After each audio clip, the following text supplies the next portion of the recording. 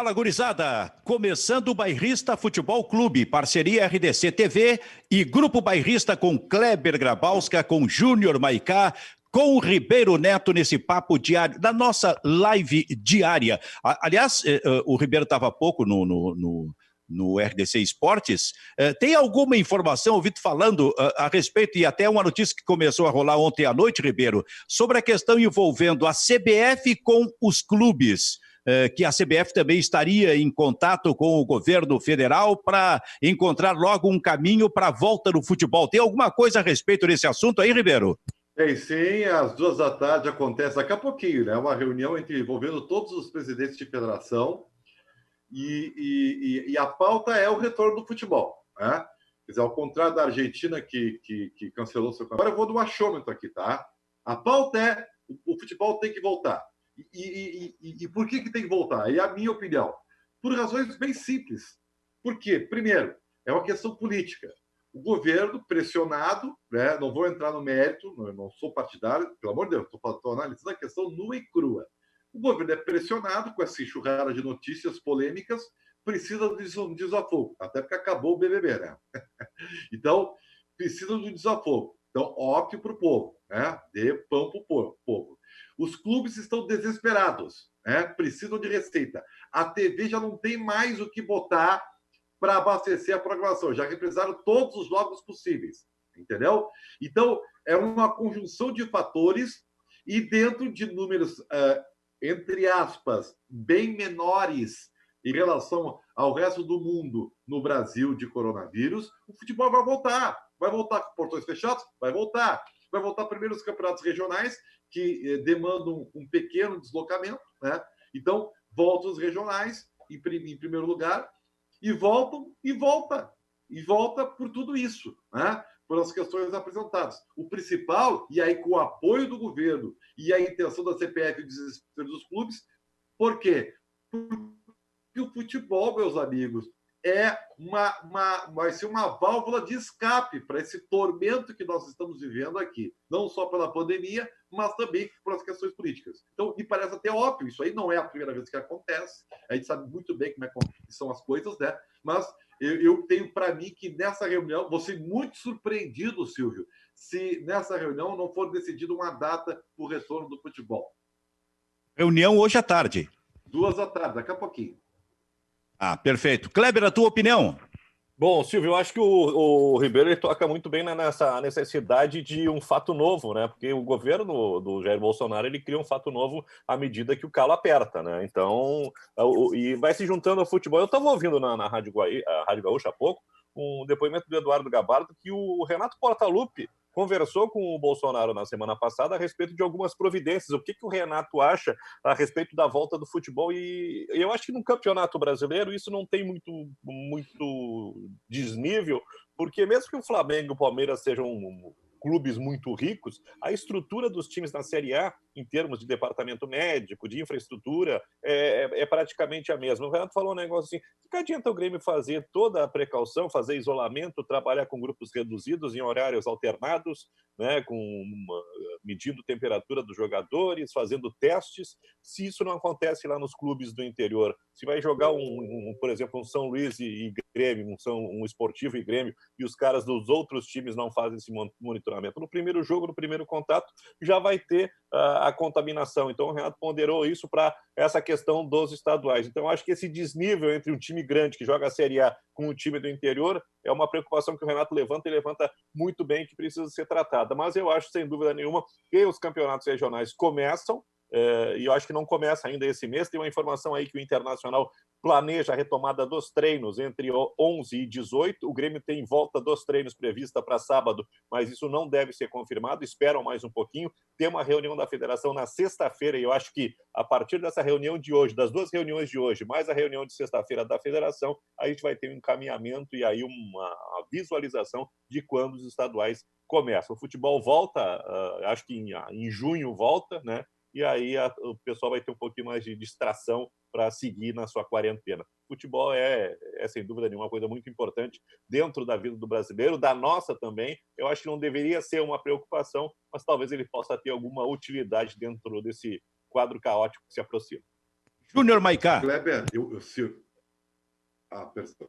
Não, vai lá, Ribeiro. Vai lá. É que eu não estava vendo o Júnior na minha tela aqui, pensei que ele não estava no programa. Desculpe. Não, capaz, vai firme. Desculpe. Vai firme. Eu só acho, assim, como um adendo, que vai ser antes, viu, Kleber? Porque há um certo desespero de todas as partes que o futebol volte.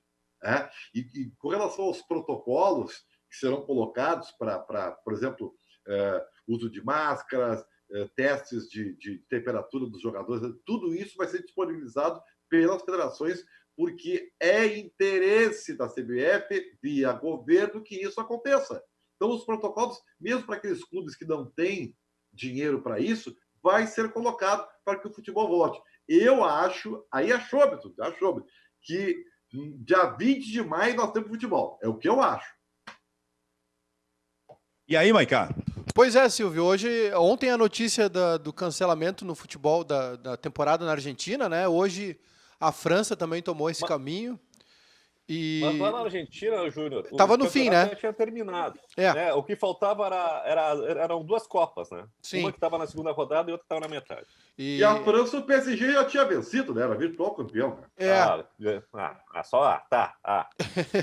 só falta dizer que o Liverpool é campeão na Inglaterra também, sabe? Não, mas a França era. Ô, Clebinho, na França o PSG era o campeão, né? E o Liverpool também. Mas eu acho que, assim, geralmente quando um país puxa a fila, geralmente um país importante como a França, acaba gerando um efeito manada, assim, né? Principalmente na Europa. Mas aqui é uma situação contrária, porque é o nosso calendário diferente. Como o Clebinho lembrou bem, a Argentina espelhou o seu calendário com o europeu, então a sua temporada também estava no final, né? Já tinha definido o Boca campeão argentino. Então, mas aqui tem uma outra situação, que a gente parou no começo de temporada, paramos em março de jogar futebol, né? E tem todo o Brasileirão, toda a Copa do Brasil pela frente. Eu acho que esse cancelamento da Argentina, Silvio, meio que decreta, para mim, assim, o final da Libertadores, sabe? Eu não vejo a Libertadores acontecendo em 2020.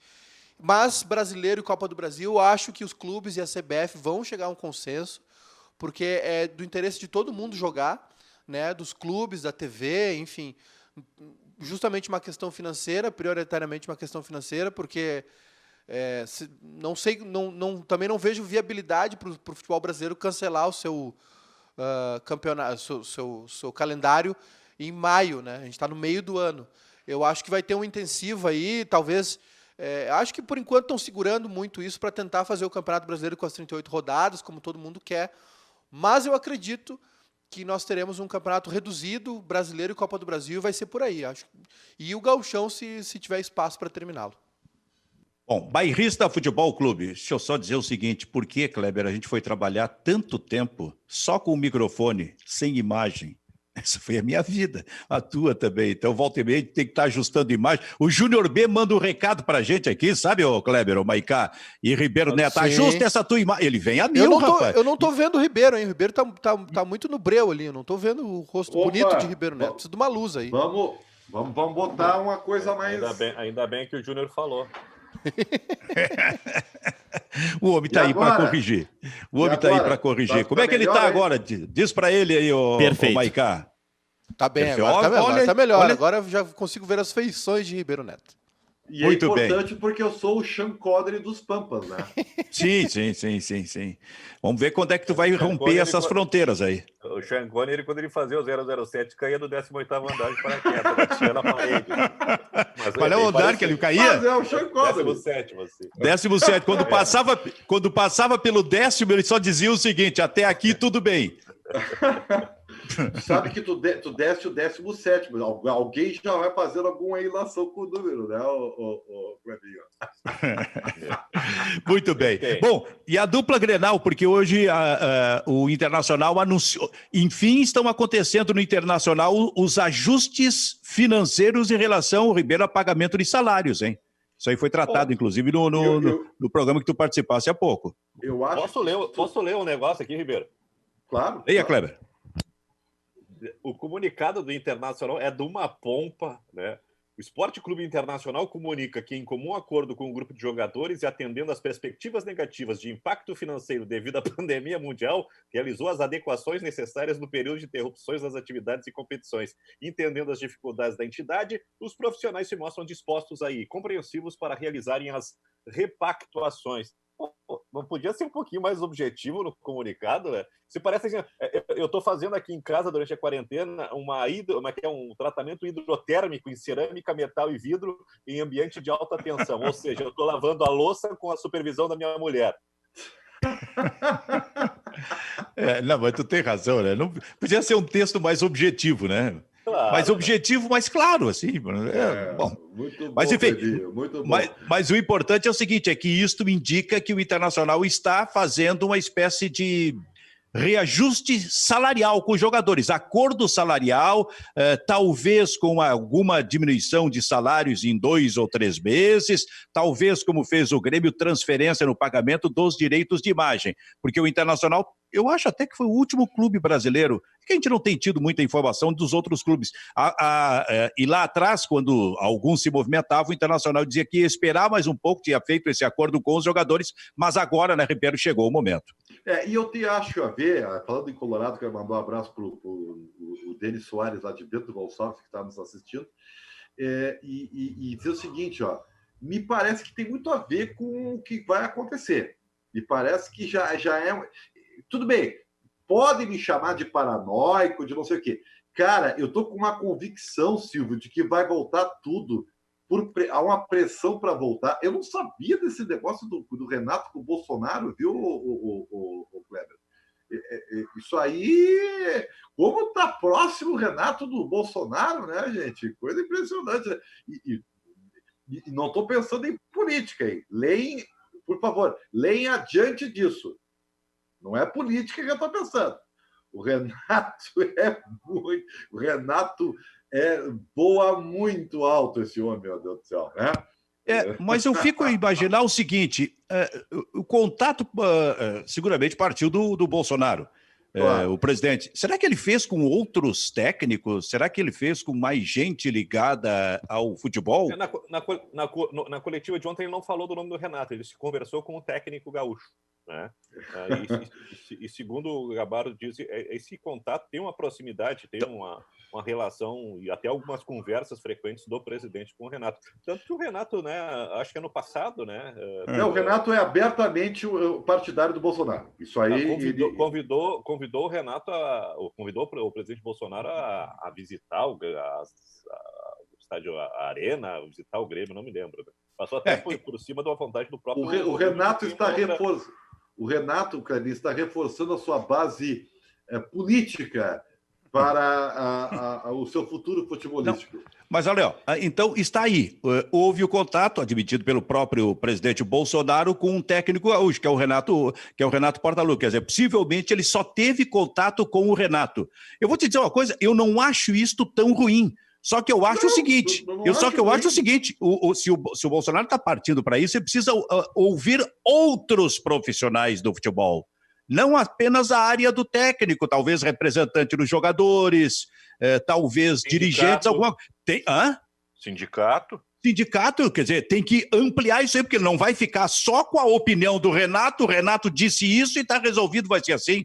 Aí é demais, convenhamos, né? Eu vou dizer mais, eu não acho nem ruim, não estou nem analisando o mérito do Renato ter o Bolsonaro como uma plataforma para ser o futuro técnico da seleção. Faz parte do jogo, gente. Eu não estou aqui fazendo nenhuma análise de meritocracia. Isso aí é do jogo. Eu não estou condenando o Renato. Agora, é que eu não posso deixar de não dizer o que eu acho a respeito, entendeu? Só isso. Tem uma matéria aqui, Silvio.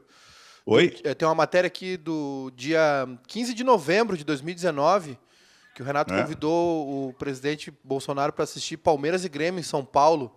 Sim. Ele disse que o Bolsonaro tinha ligado para ele não viu, aí ligou de volta. Eles conversaram pelo telefone e ele convidou o Bolsonaro para assistir um jogo do Grêmio, né?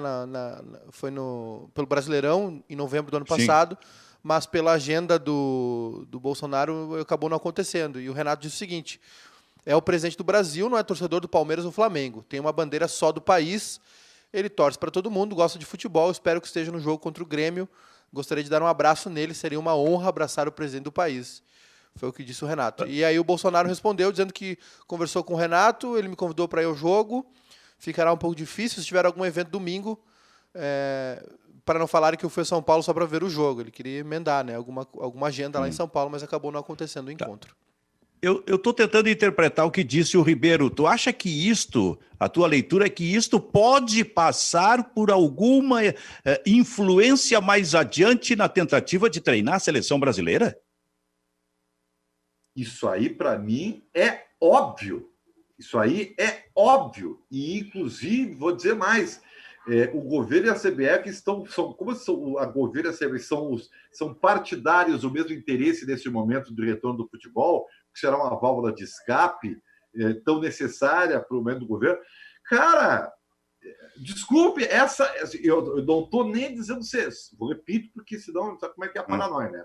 Não estou analisando se é certo ou errado. Mas me parece tão óbvio que essa aproximação tem um interesse que está na cara isso aí. Está na cara. Me parece óbvio até. Cara, óbvio. Eu vou te dizer uma coisa. Eu me assusto com isso. Porque nós estaríamos, Kleber, voltando a 1970, por exempro, onde a influência do presidente Médici... Médici. Geisel assumiu em 75. E o Médici assumiu logo depois da morte do general Costa e Silva, tipo 69. Então, em 70, a influência dele sobre o Zagallo, por exemplo, mas especialmente sobre a CBD, era muito grande. E nós vivíamos um momento de ditadura no país. Não é possível que agora, dentro dessa leitura, que me parece, Ribeiro, realmente razoável, né? Mas não é possível que lá adiante a gente possa estar vendo esse tipo de envolvimento e de influência de um presidente da República junto a um órgão que não tem nada a ver com o governo federal, que é a CBF, para tentar daqui a pouco abrir caminho para um outro técnico na seleção brasileira. Em 70, o Saldanha era um técnico que tinha uma posição política definida, né? Era do Partido Comunista, né? Isso. Não cabia bem, ou não era do interesse do governo, né, da ditadura, que um comunista levasse o Brasil à conquista do tricampeonato. Então, mesmo com a seleção classificada para a Copa via eliminatórias com o comando do João Saldanha e com o time já encaminhado, né, houve uma intervenção, né, e aí a CBD, na época, depôs o Saldanha, chama o Zagallo, o Garrastazu Médici, que era um cara que gostava muito do futebol, deu seus palpites, o Dario foi o principal jogador beneficiado, né, porque era o centroavante da predileção do presidente da República, foi convocado, não jogou, né, e agora a gente está vendo aí que existe uma movimentação da CBF para a volta do futebol, atendendo o apelo das federações e dos clubes, casado com o interesse do governo federal, né, que o futebol volte, uma questão de movimentação de profissionais, de mercado de trabalho, mas principalmente, né, pelo momento político que é muito conturbado. Silvio, eu aceito a opinião de quem poderia estar me ouvindo. O Ribeiro está na teoria da conspiração. Uhum. Porque o Tite não é propriamente um cara muito ligado ao Bolsonaro, correto? Não, correto. Absolutamente correto. Tá. Agora, também acho que não vão chegar e impor assim, sai, tu vai entrar. Não, a seleção vai voltar, a Copa do Mundo está longe ainda, o Tite já é refém dos resultados, naturalmente, por ser o técnico da seleção refém dessa situação. Agora, uma coisa é certa, né? Ele fica ainda mais pressionado. Cara, desculpe, mas é o que eu acho, e me parece meio lógico isso aí. Não, mas nós vivemos numa democracia. E cada um pode ter o seu pensamento e pode, evidentemente, explanar. E a partir daí a gente faz algum, entre aspas, exercício de imaginação.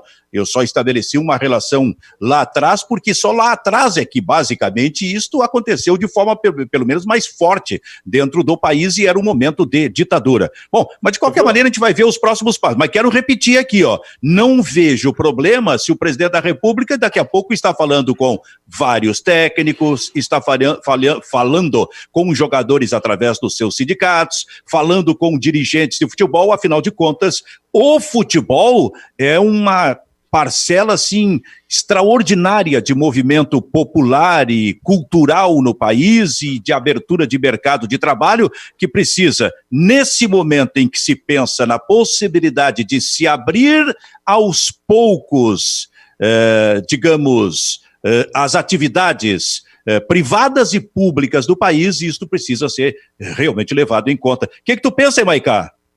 Silvio, eu acho que é mais uma questão de... Eu não acho que essa influência seja como acontecia antigamente. Eu acho que essa relação pode ser uma coisa mais de relações públicas, sabe? De ficar bem com uma imagem, uma parcela da população, enfim.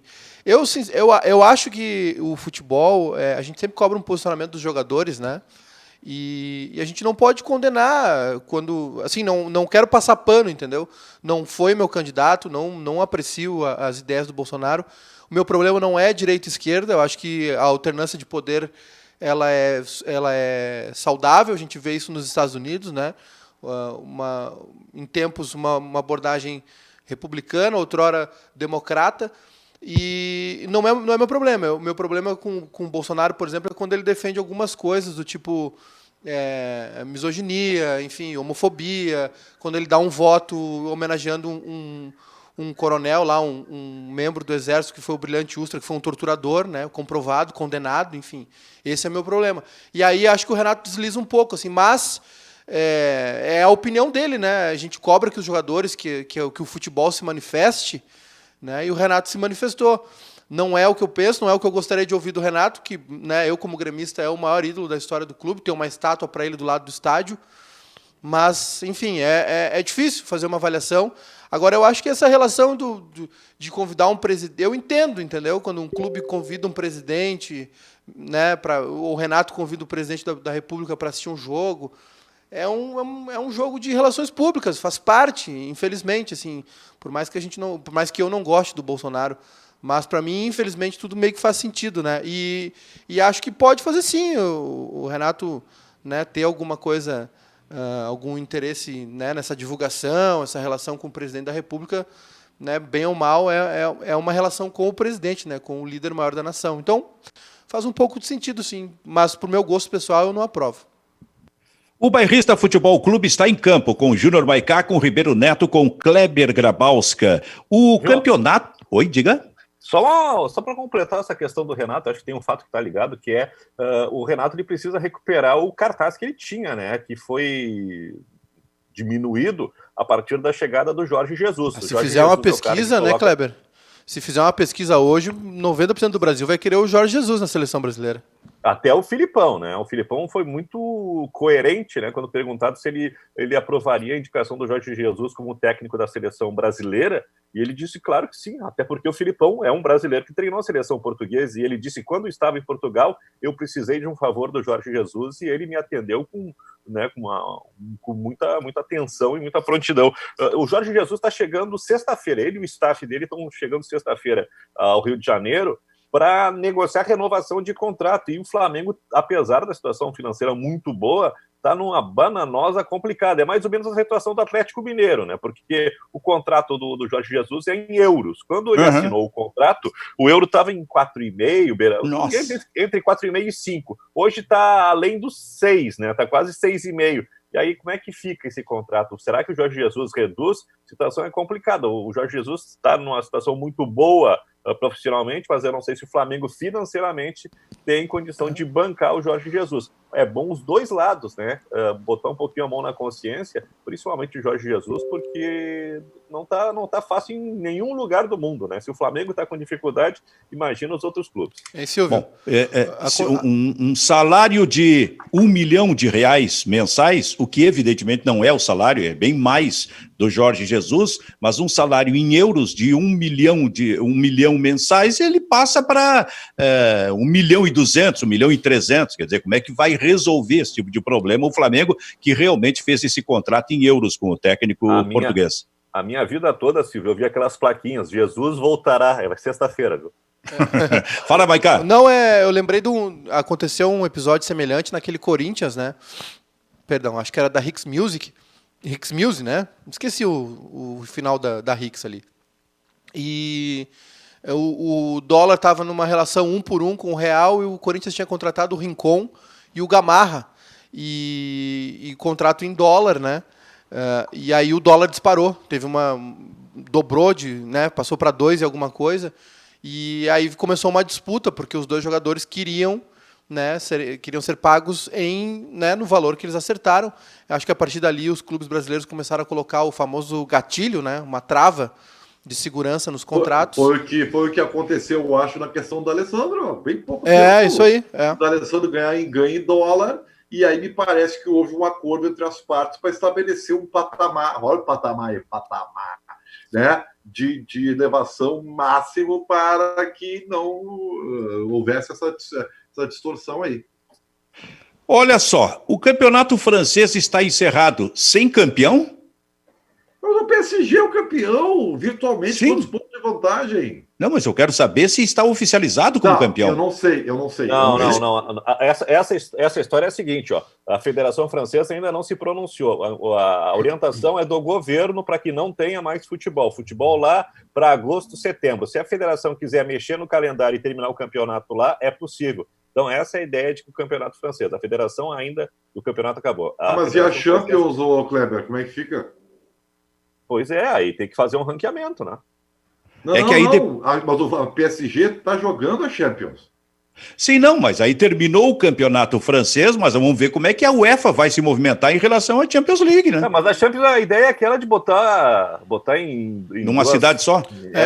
A UEFA emitiu a UEFA vai dar um ultimato nas federações. Ela quer um posicionamento oficial, né? Até o dia 25 de maio, as federações terão que decidir se vão encerrar os campeonatos ou não. Esse é o prazo máximo, né, para ver.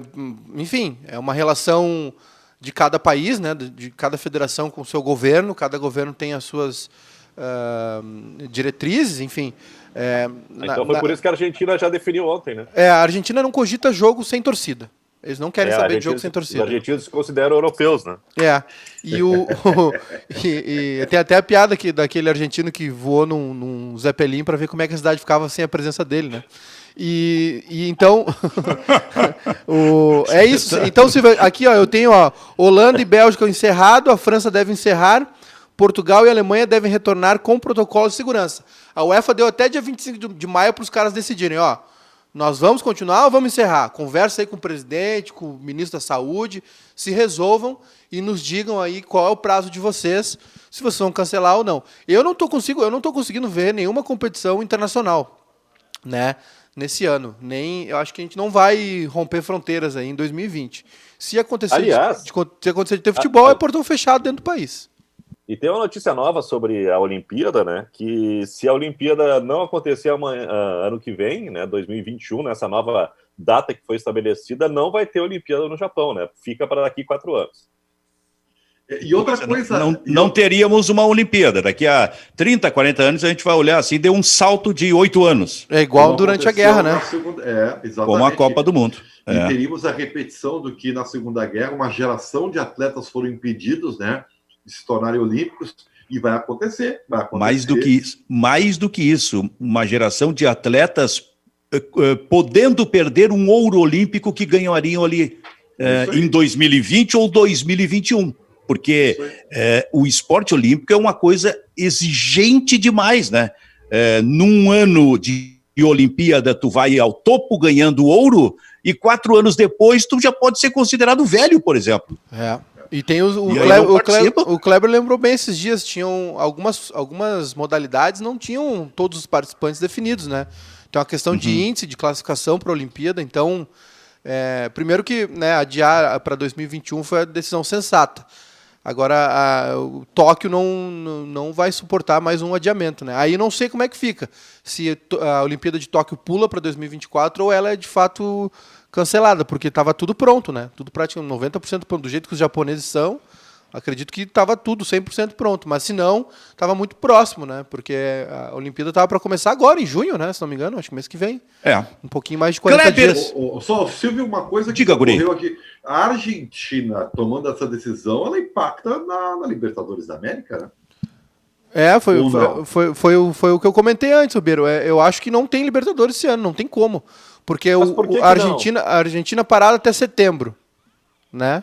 No mínimo até setembro, que é o que está definido. Sem voos comerciais. Teria que resolver a Libertadores em 1 mês, em 2 meses? Não cabe, é apenas, né? Isso. A gente já falou a respeito desse assunto. Se tiver uma fronteira fechada, deu, né, cara? E outra, a Champions League está em mata-mata já.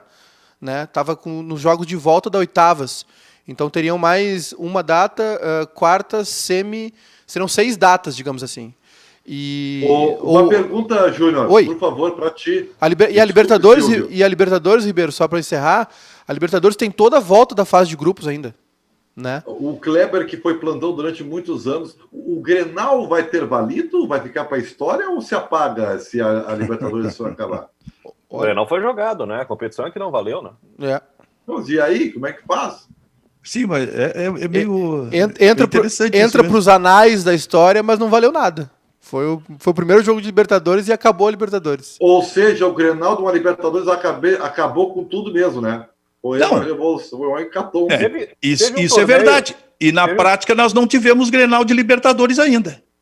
Teve um torneio picareta chamado Copa Mercosul, né, que foi o embrião daquele desenvolvido posteriormente e oficializado pela Conmebol, que reunia Cerro Porteño. O Internacional foi jogar em Cascavel, num grupo que tinha Cerro Porteño, não sei quem. O campeonato durou, não terminou, ficou assim. Para a história ficou um confronto entre Inter e Cerro Porteño, entre sei lá quem mais, né? Mas só que o campeonato não acabou. A propósito, estou lembrando o seguinte: o futebol vai voltar pelo jeito com os campeonatos regionais. Então, no momento em que o futebol voltar no Rio Grande do Sul, nós teremos um Grenal. Isso. Sem público. Agora não é nem Gauchão, uma né? torcida quase inteira. Agora é ninguém dentro do campo. E é o jogo de retorno, né? O jogo de retorno do Gauchão. É o de retorno. É isso aí. Assim como teremos... Será o primeiro Grenal sem público, Kleber?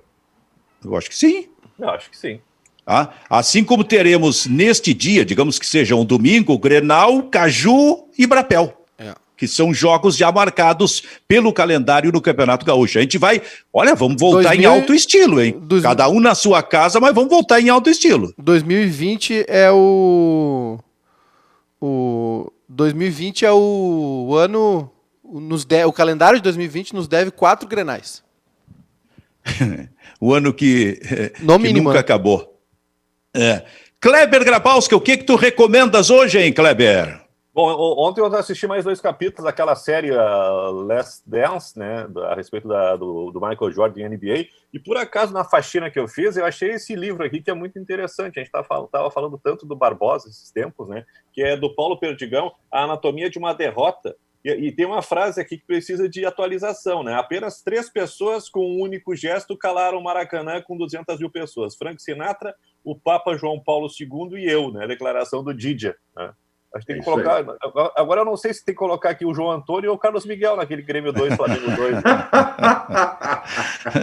Talentosa muito essa. Bom, muito bem. Agora tem o seguinte, eu tenho uma sugestão para vocês. Hoje eu não estou aqui no mandato dos meus discos, né? Então eu vou ficar devendo as casa capas. Duplex, casa com 2, 3 andares. Que isso, os caras estão muito. Olha aí, rapaz, que isso.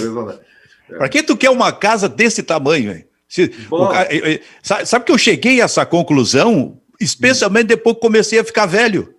Porra, uma casa de um tamanho imenso e sobe escada, desce escada, meu velho.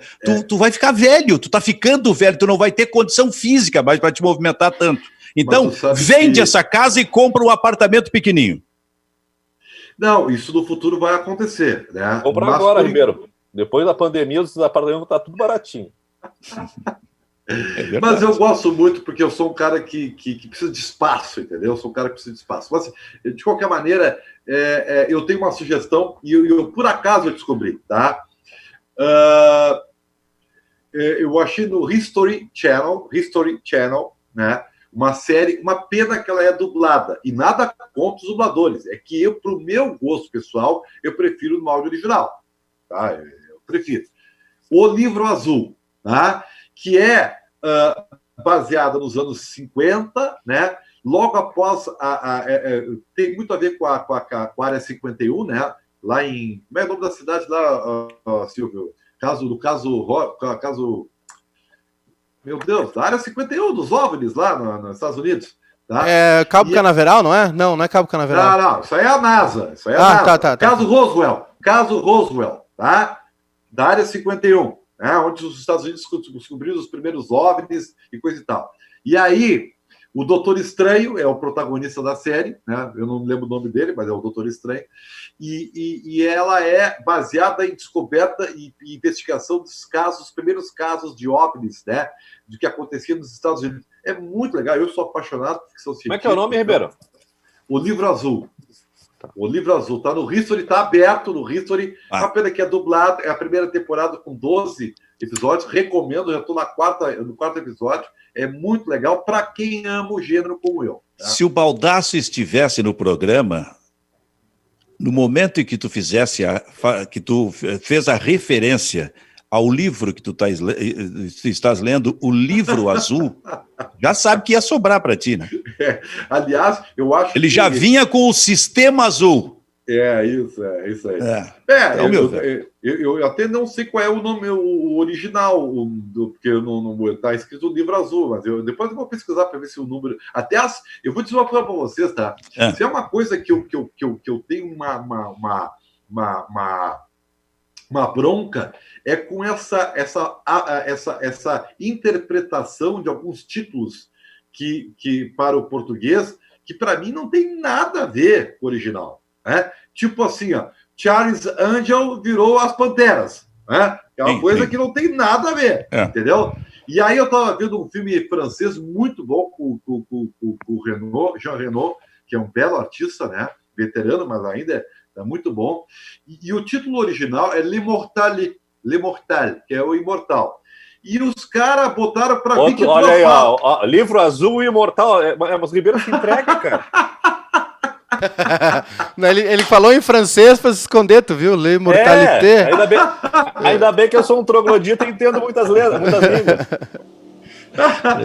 E aí os caras botaram 22 balas. Por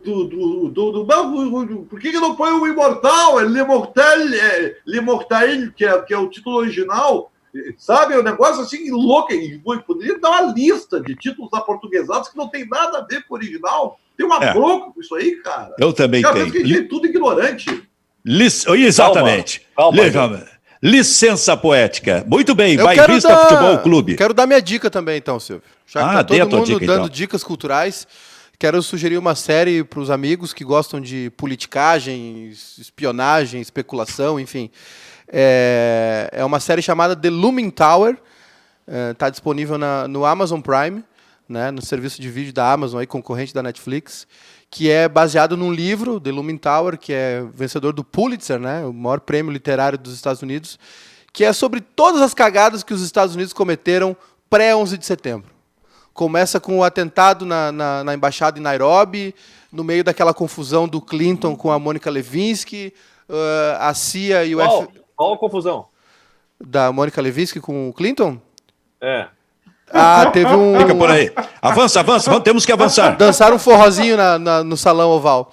E teve um vestido, né? Enfim. E o imbróglio CIA e FBI, um brigando com o outro, o governo também perdido nessa confusão, e impeachment. E é uma belíssima série, né, para quem gosta desse tipo de... É baseado em fatos reais. Utilidade pública. Baseado em fatos reais. Qual é o... Como é que se chega nesse Amazon Prime aí, que nem Netflix? É igual igual Netflix, é mais baratinho. Como é que é o nome da série? The Looming Tower. L-O-O-M-I-N-G. The Looming Tower, né, à toa. E aí mostra esse período grande de tempo, né? Começa em 93... E já com a ameaça do Osama Bin Laden, da Al-Qaeda, as relações, né, enfim, de espionagem e tudo. E é um livro premiado nos Estados Unidos, baseado em fatos reais. Uma série interessantíssima para quem gosta de política, né, desse tipo de assunto. São 10, mas vai se estender por mais temporadas, se não me engano. Tá, mas esse Amazon Prime tem um monte de filme espanhol, coreano, chinês, que nem tem a Netflix. Tem bastante série no Amazon Prime, bastante série esportiva. Tem aquela série chamada All or Nothing, né, que é que eles acompanham o time, que foi eles sempre fizeram de futebol americano, de outros esportes. O primeiro de futebol foi com o Manchester City, que eles invadiram o vestiário, acompanharam lá aquele ano do Guardiola. Agora tem um da seleção na disputa da Copa América do ano passado. É um serviço bem legal, é o principal concorrente da Netflix no Brasil. Ô, Ribeiro, o que tu tem contra os filmes de outras nacionalidades que não sejam americanos, por exemplo? Não, não tem.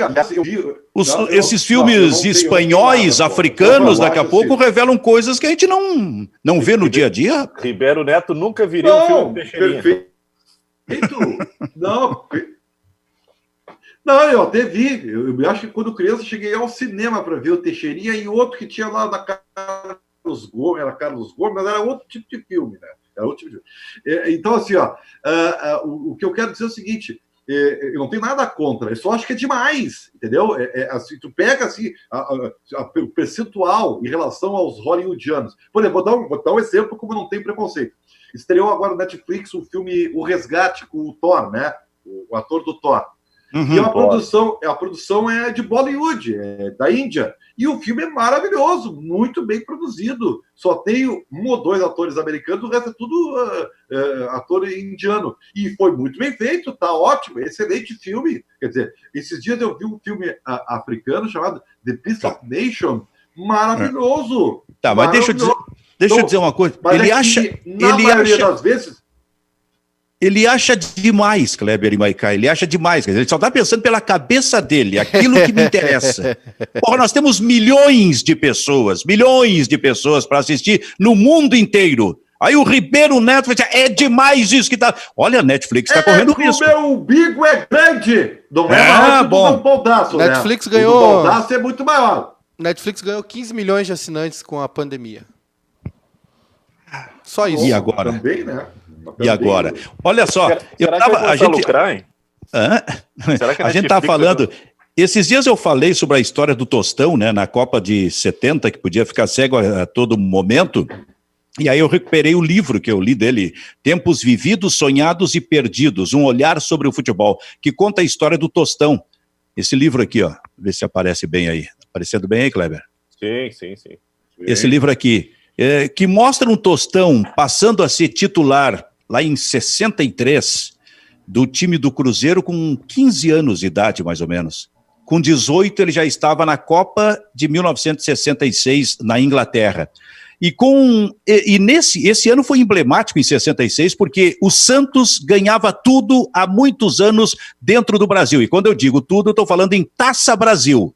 Era uma espécie de Copa do Brasil hoje, porque não existia ainda um campeonato de nível brasileiro que começou em 67 com o torneio Roberto Gomes Pedrosa, que foi um embrião. Mas até 66 era Taça Brasil. A dupla Grenal sempre tinha um de cada estado. Ou era o Grêmio ou era o Internacional, que passava de uma primeira fase, que era contra catarinenses, por exemplo, às vezes até passava por paranaenses, mas morria na terceira fase, às vezes até na segunda, se era contra um time carioca ou um time paulista. Isso na década de 60.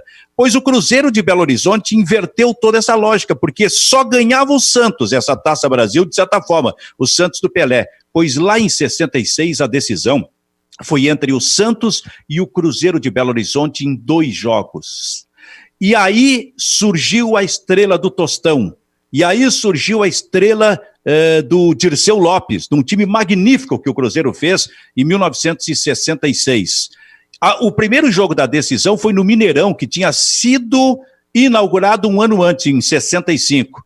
O Cruzeiro espantou o Brasil, goleando o Santos de 6-2. O Dirceu Lopes jogou demais nessa partida e o Tostão também. 6-2 do Cruzeiro do Tostão em cima do Santos do Pelé. E aí veio o segundo jogo, uma semana depois, em São Paulo.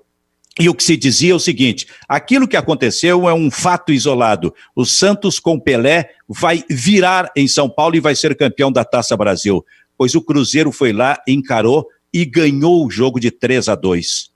Ganhou a partida de 3-2 e foi campeão ganhando os 2 jogos daquela Taça do Brasil, surpreendendo o país.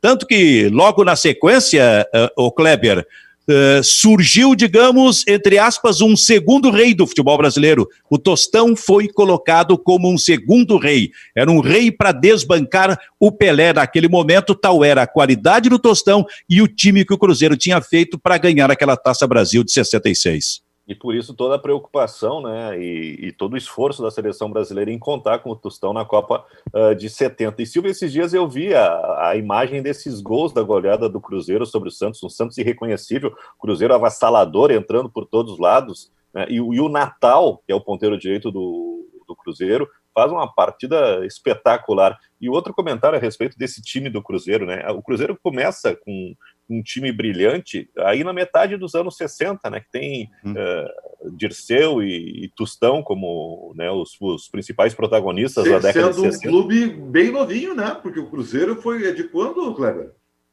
Deve ser de 40 por aí, né? Ou 30, mais. 40. Ou mais. O Cruzeiro deve ser um pouquinho mais antigo porque ele teve que trocar de nome também, né? Também era Palestra, né? Por causa da Segunda Guerra teve que virar Cruzeiro. Mas, se não me engano, até 50 os clubes grandes de BH eram América e Atlético. E o Cruzeiro depois é que começou a ser grande, né? E aí o Cruzeiro mantém um alto nível até os anos 70, né? Sendo, digamos assim, afanado em 74 na decisão contra o Vasco da Gama, em 75 fazendo a final com o Internacional, em 76 conquistando o Libertadores da América, fazendo final do Mundial Interclubes com o Bayern de Munique, depois perdendo uma outra Copa nos pênaltis para o Cruzeiro. Então acho que foram pelo menos 10 anos, né? 10, 11 anos em alto nível do Cruzeiro. Depois na década de 70 tem o time do Nelinho, do Joãozinho, né? Palinha, mas é uma safra espetacular. E aí, a respeito da reprise dos jogos dos anos 70, um dos comentários é que a seleção foi mal convocada porque o Zagallo não chamou o Zé Carlos e o Dirceu Lopes para o banco de reservas. É verdade, o Dirceu Lopes jogava demais, mas aliás, quem jogava demais também era o Ademir da Guia. E aí eu fico pensando, Kleber, onde é que esses jogadores entrariam nesta seleção brasileira que tinha o Gerson, que tinha o Rivelino, que tinha o Paulo César Caju, por exemplo, e o próprio Tostão, que era meia no Cruzeiro. Olha a safra que a gente tinha de jogadores por isso que não dá de meias naquela época. É por isso que não dá para comparar o hoje com o antigamente, porque também a concorrência era diferente, clubes e jogadores, né? O esporte mudou, óbvio. Hoje é força e velocidade, o futebol mudou, ele é completamente um outro esporte, né? Mas a concorrência técnica, aliás, não vamos muito longe, até 2006, Silvio Benfica, a seleção brasileira tinha vários protagonistas. Depois disso, nós perdemos. Hoje nós temos um só, e é polêmico, né? Eu te vi, aconteceu. Aliás, eu já disse que dá um seminário, né? O que fizeram com o futebol brasileiro, a europeização do futebol brasileiro, né? Que devastou o nosso status de antes imitado para ser um pêndulo, entendeu? Das estratégias europeias, que nada tem a ver com o biotipo do jogador brasileiro, né?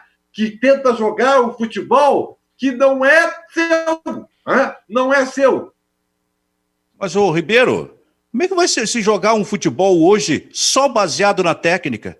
Não. Se a organização e a disciplina, a organização tática, a organização tática é um negócio fundamental no futebol hoje. Mas não pode ser no futebol brasileiro a principal coisa. Tu tem que ter preparo físico, óbvio. Tu tem que ter força para jogar, óbvio. Tem que ter tática para jogar, sim.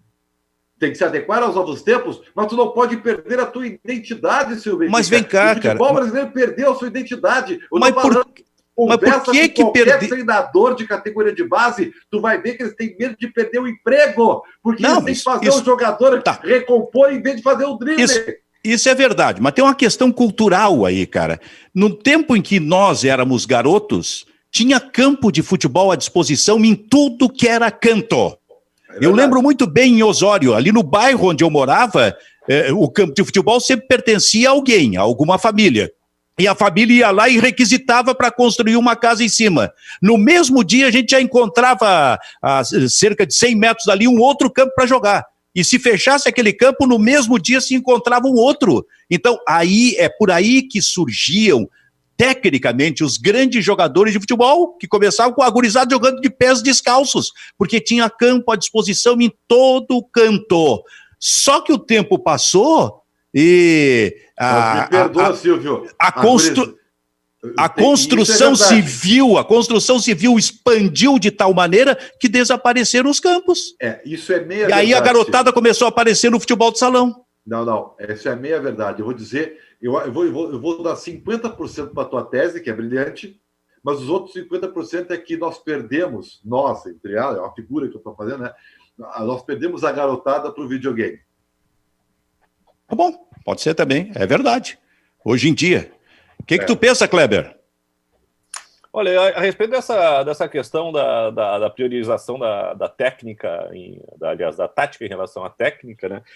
Eu acho que o Jorge Jesus e o Renato, eles são treinadores que conseguem pensar um pouquinho diferente, né? Que são treinadores que conseguem priorizar a qualidade técnica dos seus plantéis, né? O Grêmio tem aí, nos últimos anos, um padrão de jogo e jogadores que se sobressaem, né? O Everton, essa linhagem de atacantes canhotos que o Grêmio tem, até o TT, que não chegou a ser aproveitado, mostra isso aí. Acho que o Grêmio tem olhos, né, para alguma coisa mais do que apenas uma padronização tática. E lá na Europa, por mais evoluída que seja a questão tática, o que eles precisam para completar o jogo deles é justamente um cara que seja o driblador. Por isso que os talentos brasileiros estão indo para lá. Parabéns, Kleber Grabowska, porque por mais evoluído taticamente, quem decide é o sul-americano bom de bola. Nossa Se o Barcelona senhora não tivesse o Messi, não era o Barcelona. Nossa senhora, mas a aliança de ocasião aqui é um negócio extraordinário. Como se... Eu tô contigo, Silvio. Como se o Grêmio do Renato não fosse organizado taticamente. Bota o Grêmio do Renato em campo só com qualidade técnica.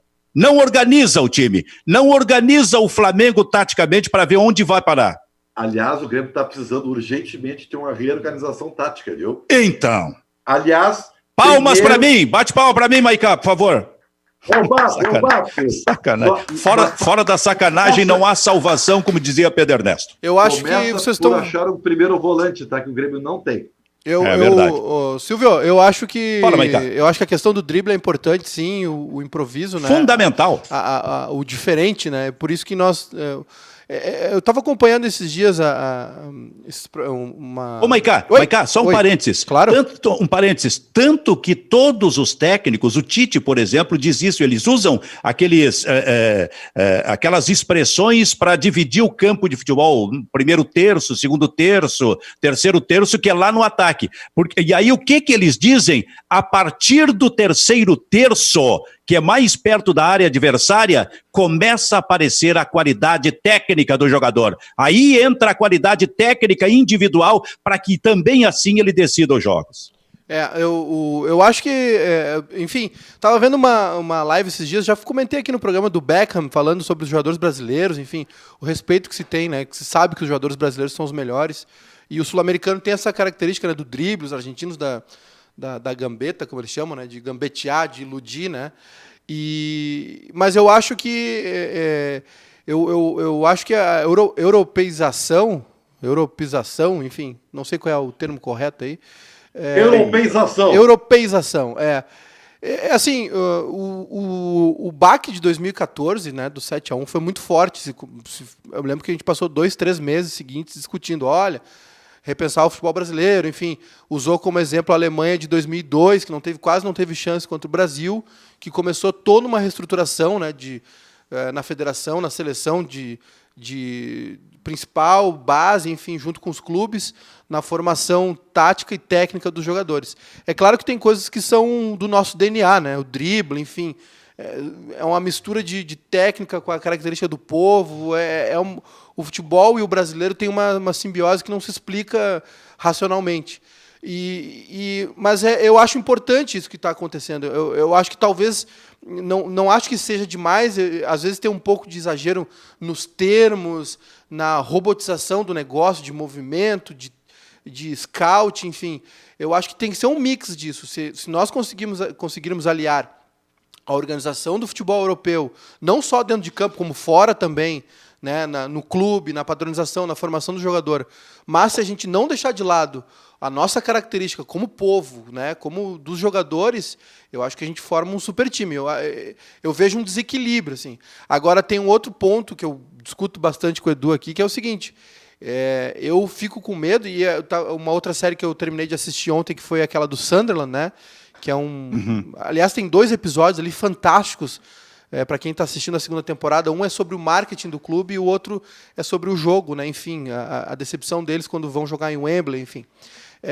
Eu acho que os nossos clubes pecam muito nisso, nesse contato com o torcedor. E eu estava vendo essa série, é um clube do interior da Inglaterra que, olha, pena para colocar 20, 25 mil pessoas no seu estádio, tem um estádio maravilhoso, né? Estava trabalhando no marketing para fazer isso. E aí me preocupa essa europeização na criançada. Porque tá todo mundo com PlayStation, com Xbox em casa. É isso aí. O ídolo da gurizada... Parabéns, ô Júnior! Obrigado, Ribeiro! Júnior, Obrigado, Ribeiro! Eu acho que o ídolo a gente já não tem mais, sabe, aquela coisa, meu ídolo é o Rivelino, meu ídolo era o Jardel, meu ídolo era mas aí Paulo entra Nunes. Também... Nós estamos indo para o final, mas aí entra um outro detalhe, que é o detalhe do crescimento da violência. Isso é outra, mas são discussões diferentes. E aí o pai, né, deixa Silvio? O guri em casa, a gente vivia na rua. O ídolo dele... A gurizada de hoje está presa em casa. Para onde é que ela vai? Pro mas Silvio, eu acho assim, o ídolo da criançada tá na cara dele toda hora. Tá no Instagram, tá nos canais de futebol, tá no videogame. Então eu acho que falta para os nossos clubes... parar de olhar para o marketing como um custo e ver como um investimento para o futuro. Né? A gente fala de um clube como o Sunderland, que é uma cidade pequena, a gente fala de Grêmio Inter aqui, que tem uma massa de torcedores de 6 a 8 milhões. Né? Não tem comparação.